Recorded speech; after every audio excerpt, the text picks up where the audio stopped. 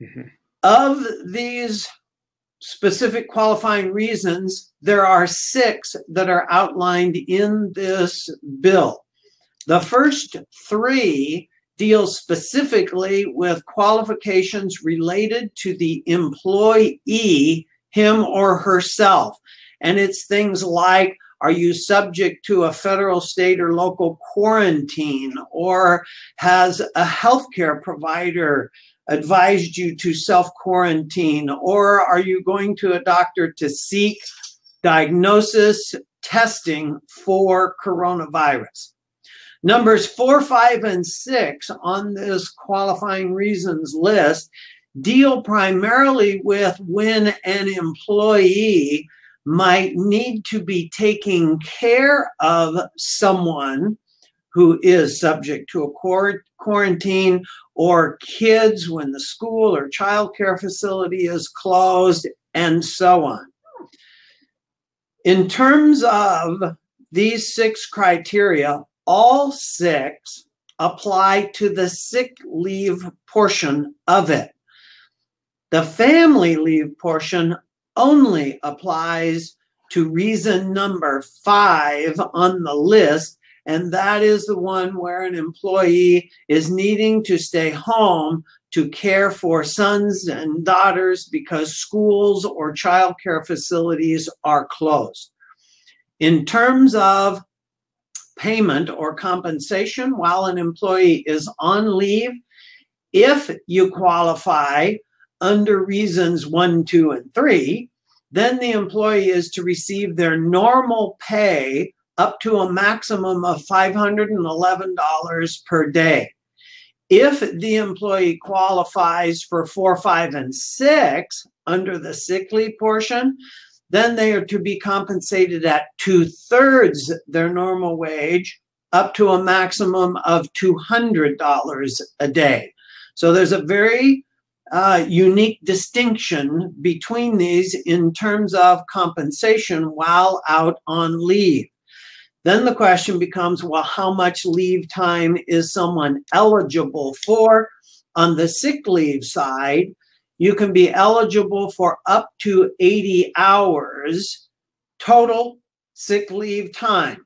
That's if you're an employee who works 40 hours per week.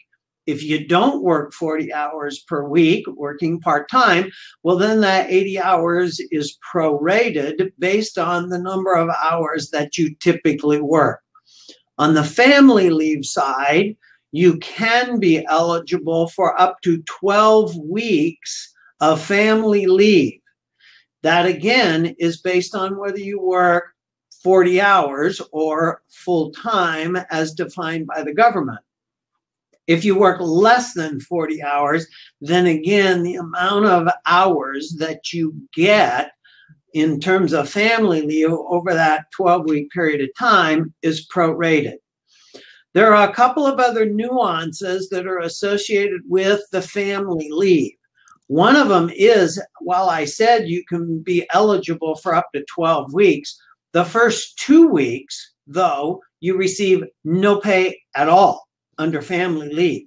And then it's only the remaining up to 12 weeks that you would receive the compensation of 2/3 of your wages, or up to $200 a day. There is also some provisions in here where the job protection that typically is available to a person on family leave, there's some exemptions for that for employers who have 25 employees or less.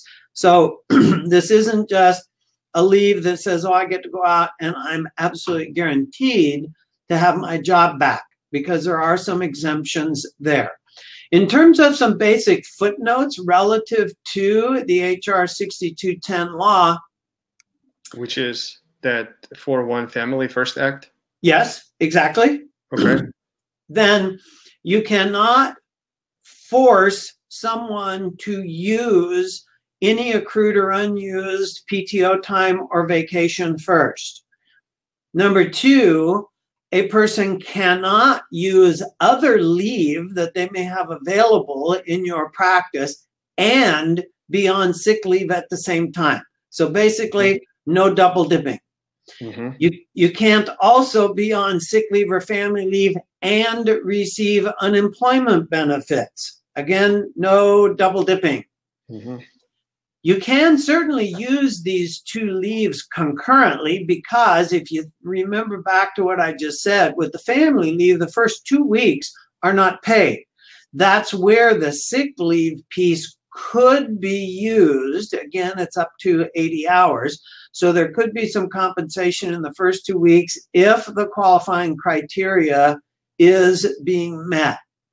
If you're a practice where you either provide or you receive medical insurance as part of a benefit of working there, then anytime you're out on any of this qualifying leave, your medical insurance is to be continued.